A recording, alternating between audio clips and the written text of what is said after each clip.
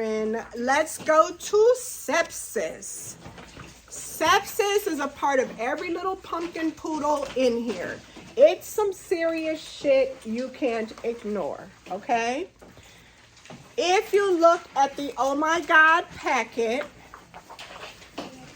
and my online students will not see this, but if you look at the Oh My God packet, you will see the last page of the Oh My God looks like this. The last page. Online students will not have this. This is for classroom only. Now, it's not going to be something we go over, but it's here for a reason. I was blessed. Let's see, I started the Cleveland Clinic part-time back in COVID days. Okay. Now, with me having a PhD, I'm bored with just patient care. So I'll be doing all kind of shit at a hospital. I'm on this committee doing that. Y'all should do a lot more than just patients. It's kind of boring after a while. So if you look, this is our poster presentation, and it won #1 throughout the entire Cleveland Clinic enterprise. Abu Dhabi didn't win. Nevada didn't win. Florida didn't win. London didn't win. We won, and I won. Okay? So if you look at it, it says Shelly Tufts. Then my partner in crime, who I hope that Antonio gets to know really well at his new job on the unit that I used to work on, Joseph A. Cord. Now, Antonio, he just won Nurse of the Year. So these good people. And then your boss, who's my best friend, Patrick Griffith, is right there as my mentor.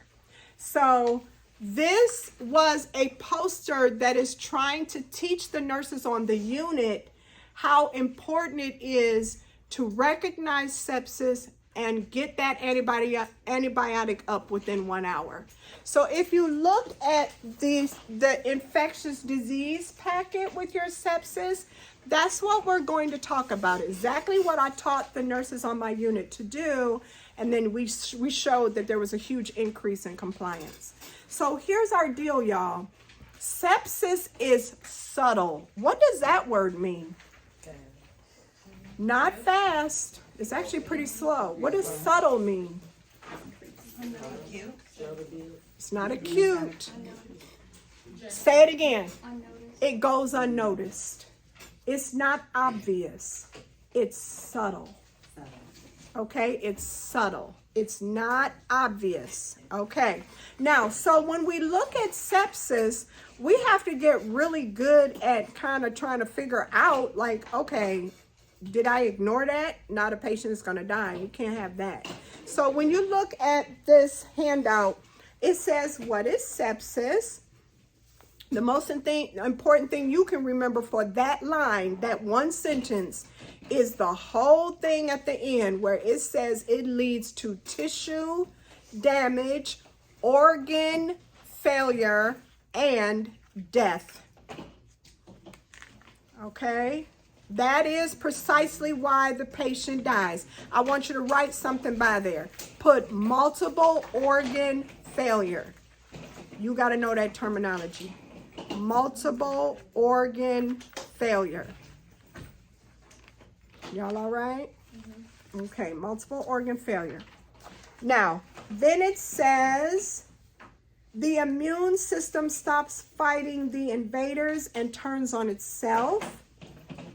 In other words, it is the body's overactive, systemic, toxic, inflammatory response.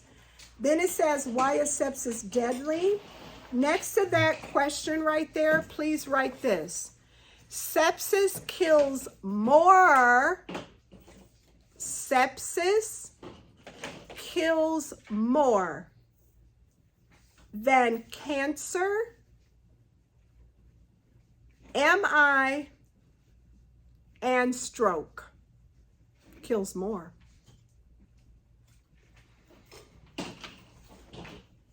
Highlight where it says sepsis is a medical emergency, which means you are getting fired when you don't recognize it.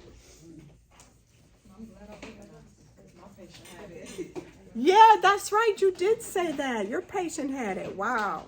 Yeah, sepsis is a medical emergency. So you're going to be looking real dumb if you didn't recognize it. Now, how many of you have heard of a sepsis alert at your hospital? Like it pops up on the computer. That is meant to help you recognize something so subtle. But not everyone has sepsis alert as part of their software, and it becomes a nurse's responsibility. Okay, so turn the page and let's look at how you're going to recognize it. Let's highlight what it says, how to recognize sepsis. And obviously the first column is milder than the second column. By the time you get to the second column, things has gone real far. So the first column talks about a fever, doesn't it, y'all? And let me explain a couple things about fever. There's something called low grade and there's something called high grade. A low grade fever is a temperature under 102. A high grade fever is anything above 102, including 102. This patient typically has a high grade fever. By the time you catch it, it's high grade. Now, 102. 102 is high grade. The tachycardia might be your first sign. The tachycardia may be your first sign. Your patient tachy all up in 110s, 112s, 116. If you're an aide, raise your hand. If you're an aide right now at a hospital, start to look at your vitals a little bit more in detail. Now that you know a little bit more, don't just take them. See if anybody's tacky. See if you can kind of see stuff that we're talking about. Your nurse may already know that this is an issue. They may even say they have pneumonia.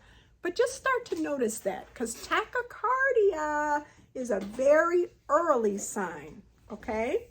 Tachypnea, I don't really put much stock in tachypnea. I find it's overrated. It's never part of your test. So don't go crazy with the whole tachypnea one.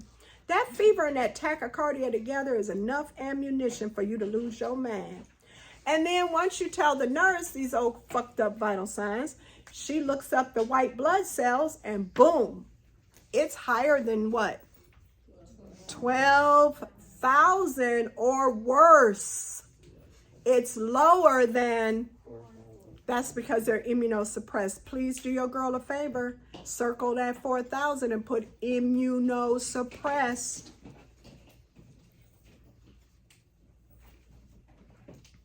Now, if we catch it early, which is not always possible, but if we do catch it early, they may not slide into the second column.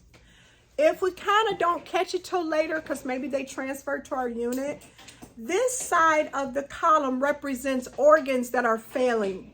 The MAP or the SBP. The SBP is systolic blood pressure less than 90 or a MAP less than 65. I had an LPN that just took her test, Shannon, and she had that MAP. Just so you know, they will give you this. She had that as her last question before she became a nurse, her 85th question. Okay, so systolic blood pressure less than 90 or MAP less than 65. Now, let me explain some things to you.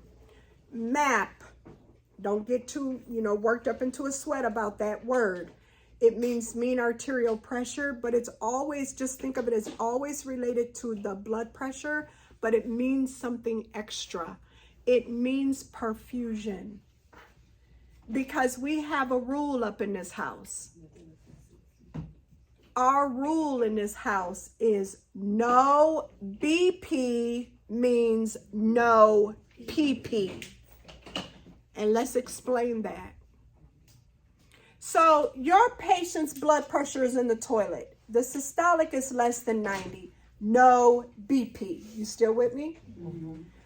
That translates to no PP, because when you don't have a BP, you don't have blood for the B, perfusing for the P, kidneys.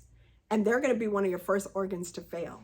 So no BP means you can't perfuse your kidneys and they can't make PP.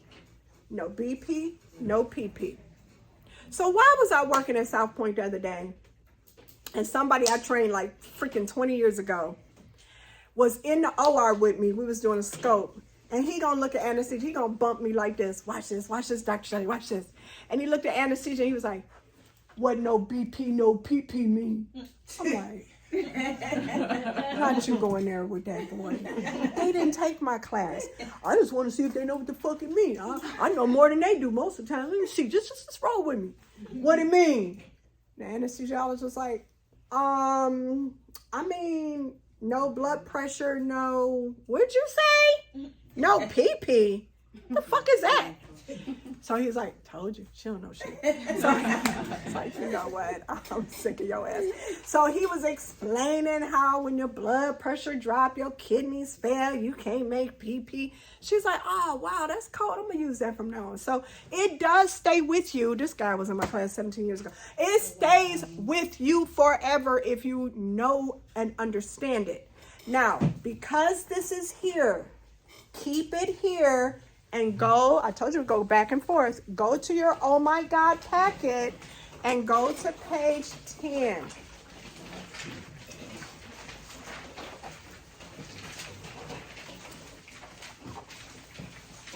If you look in your Oh My God packet on page 10, at the very bottom, what does it say?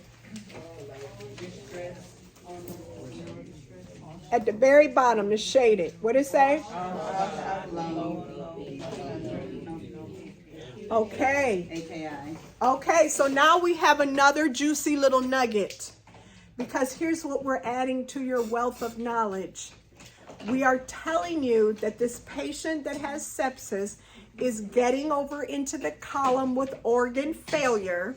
And it starts with that blood pressure dropping. And you know it because the MAP, or the mean arterial pressure, represents perfusion to organs, specifically kidneys. And now we're entering into a point where we done went from just regular infection in our blood to, shock. This sepsis patient, when you get to that second column of stuff, is entering into shock. And what we know about all shock is that all shock has low blood pressure. So what does that mean, beloved? All shock is going to have kidney failure. Okay, so if you look at the bottom, it says all shock, low BP, no PP. What is that called on your test? AKI, acute kidney injury. Because it happened acutely. They didn't do it over 20 years. They did it this hospitalization. Their kidneys shut down. They came in with kidneys. They don't have them now. This was not your chronic kidney. This was acute. Okay, that's what sepsis does. And again, we said at the very beginning of talking about sepsis, the difference is this kills your organs. So it starts with killing your kidneys first. And how will you know? Because that first entry with the MAP and the BP is going to tell you, oh shit, we can't allow this BP to be this low. We can't let this MAP be under 65. That's crazy. Their kidney's going to fail. Now, the wonderful thing is if you catch it early enough, even if they have some acute kidney injury, that's reversible. Everybody in here knows that chronic kidney disease is not. Okay, it's not. So if you're going through 10 years, 15 years with kidney disease, that shit is not reversible. This is, if you catch it early enough. If you don't, and some don't, they're going to need dialysis for the rest of their life. Okay, so let's look at the next one, because that was kidneys. Again, when you see MAP, think kidneys. Okay. This one says on that little area, it just flows with it. It's like God sent it to me. It says creatinine, and if you didn't know that C and that R was creatinine. Creatinine greater than what? 2, it says. Y'all in the same place I am? Okay, second column. Creatinine greater than 2. Everybody see that? Yes. And then it says, or creatinine greater than 0.5 above their baseline. You don't give a fuck about that. You give a fuck about that too, because they ain't gonna do nothing with that other part on your test. They absolutely are gonna see if you know that 2 is a no-no. Okay, so there you go, babies. That's your kidneys. Now, you know how a lot of us in the field say stuff like BUN and creatinine. We say it all the time together, right? The 2 go together, BUN and creatinine. Okay, well, that's cute. But the more sensitive lab for kidney failure is creatinine. BUN is a little, it doesn't mean only kidneys. It also, make sure you write it down, it also means their hydration status. So if you dehydrated, you're gonna have a high bun. If you are fluid overload, you're gonna have a low bun. Y'all all right with your girl? Okay, so BUN is kidneys, but creatinine is more sensitive for kidney failure. It is the lab of choice for kidney failure. Okay, the next one says what you knew, which is that urine output. It's a pain in your ass, but you got to write down some stuff after that. Because this crap with the kilogram per whatever the fuck, no. This is how you got to remember the 2 things I need you to know. You remember learning in school, 30 milliliters an hour. Hey, baby, what you doing? You need a fingerprint? This late? Yeah. Okay. Oh, okay. Hold on, girl.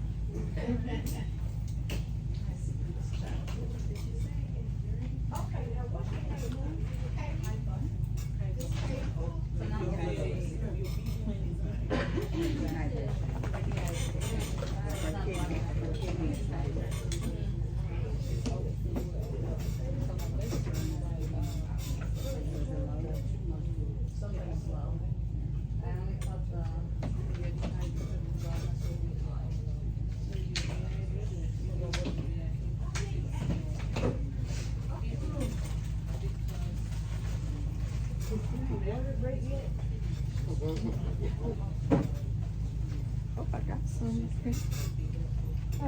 Sherry. Give her a, did I put the oh my gods up? I think I put the oh my gods up over there.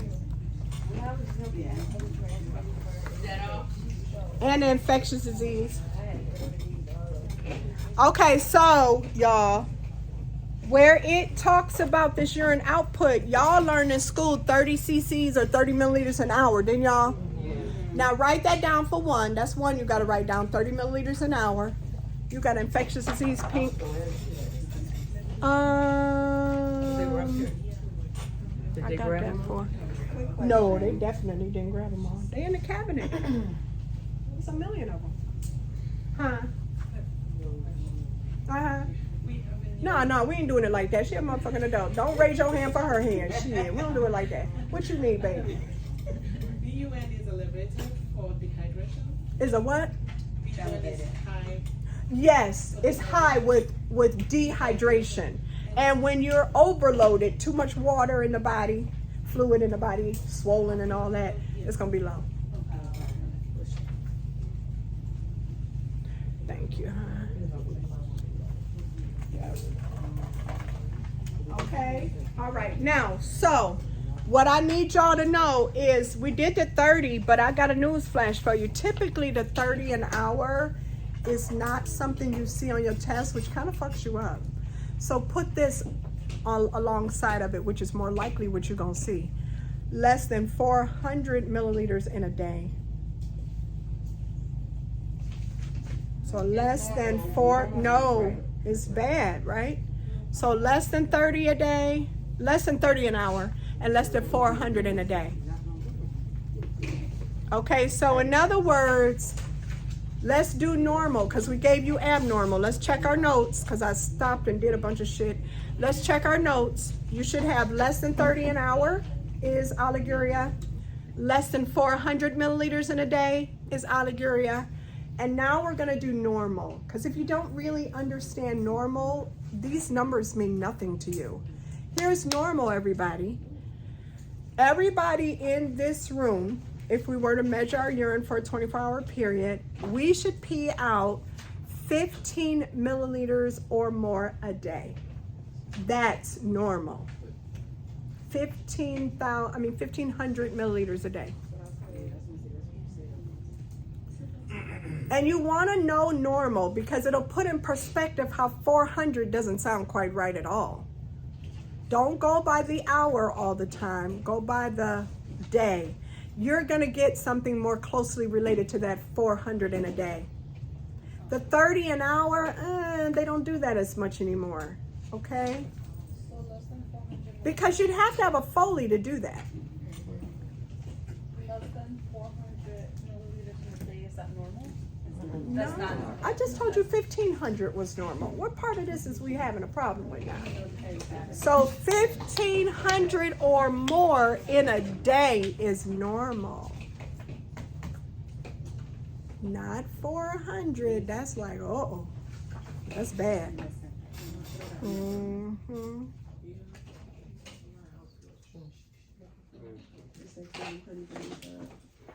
It's at the beginning of the packet, like more at the beginning. No, this is different for her, and she in the sepsis part. Keep turning. This is what happened when you come late, messing us all up here. Okay, don't do that shit tomorrow. I'm gonna tell you right now. I ain't gonna be so nice. Keep turning. There you go. Boom. Okay, now the next one. You don't give a fuck about. Y'all see what it say, Billy Rubin? You don't really care. Now, don't cross it out or nothing, but here's what you write. You don't really give a fuck about it, I swear to God. This is what you need to write. Put on here liver, because that's what it's trying to tell you. The liver or whatever is failing. But none of us in the field give a fuck about a Billy Rubin. Here's what we care about that's more representative of the liver. The very next one, platelets. When we see your platelets drop, we know that's your liver. Because the liver is responsible for clotting. So once we see your platelets drop, we're like, damn, they sick as a dog. Like they're really, really, really sick. Now, lactate is a whole nother problem. And it is the lab of choice for sepsis. Lactate, sepsis lactate, we even call it sepsis lactate, is the lab of choice for sepsis. Greater than 2, we're going to have a problem, Houston. Okay, so you see that. All right. Now, when do you freak the fuck out? I'm going to be real with you. Yours truly, has been around a long time, I freak the fuck out with any of these, right? But what about these over here? Well, look what it says in the next box. It says nursing assessment. Are there 2? Y'all see it? Are there 2, basically from the first column? Then you should be worried. And what 2 did I tell you what you was going to see? The fever with the tachycardia. Okay. All right. Now, here we go. What you gonna do about it, right? If you go down where it says patients must receive all of the following within 3 hours, I want you to cross out the 3 and put 1. That's your new guideline. Cross out the 3, baby, and put 1. So let me tell you what we're doing. You got a sepsis alert popped up. From that time that you seen it and noted it, you got 1 hour to get your shit together. And that 1 hour, we're trying to draw a CBC. You see it say the lactate level. You see it says blood cultures. Put a note by the part that says blood cultures. Put a note by there where it says blood culture. Put a little star. Because here's what we had to teach our nurses, which is why we won Poster of the Year. We had to teach our nurses that if they were having difficulty drawing the blood cultures, because they're hard as fuck to draw, you need 4 bottles, a lot of blood. These patients don't have a lot of blood. If you're having extreme difficulty getting that blood culture, don't waste time on that. If there is an order for an antibiotic, get it up within that hour. And you see how it says it on that line, blood cultures and antibiotic administration? As big as you can write it and not look like you lost your mind on the paper, put within 1 hour. Antibiotics must be hung within 1 hour. Now, remember how the blood pressure was low? What controls blood pressure? Yay! Who said that? Impressive. My baby from back in the day, going back like leg warmers and bell bottoms. Fellow Aquarian, she ain't no dummy. Okay, so we teach you in this class, and she remembered from LPN because she just came back. Fluid controls your blood pressure. The volume of fluid in your body controls your blood pressure. Therefore, you not done when you hung this antibiotic. Look what you got to do, beloved. It says IV fluid resuscitation. Now, you don't give a fuck about nothing that's written after that. Let me tell you what to write. In the real world, that means you're going to take 500 to 1,000 cc's or milliliters. That's that whole bag. The whole bag is 1,000. Half the bag is 500. You're going to get that whole bag in over 20 minutes. So we call that a bolus, don't we? Mm-hmm. You're going to do IV fluid, IVF bolus. IV fluid bolus, IVF bolus. So you're doing IV fluid bolus of 500 to 1,000 milliliters. And when we say bolus, we mean that shit running in 20 minutes. And because you have to put everything on a pump, that pump, this is for you because you're going to be stuck when you get out here and don't know no better. When you set that pump for a bolus, it's going to say 999. That's a bolus.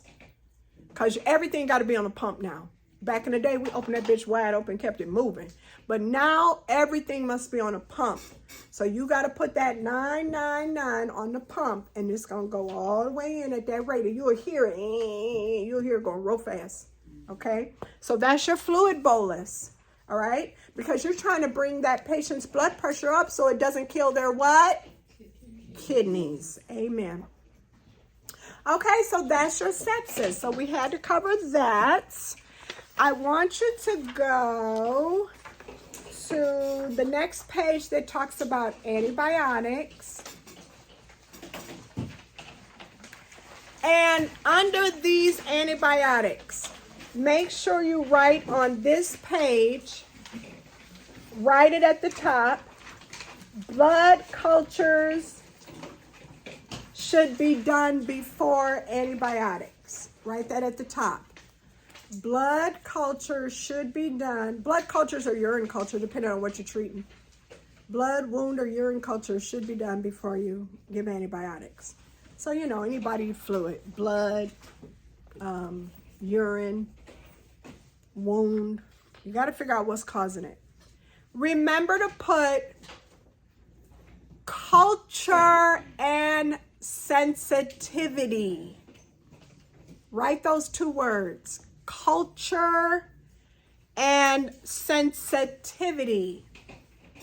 Culture and sensitivity. So let me use the example of urine.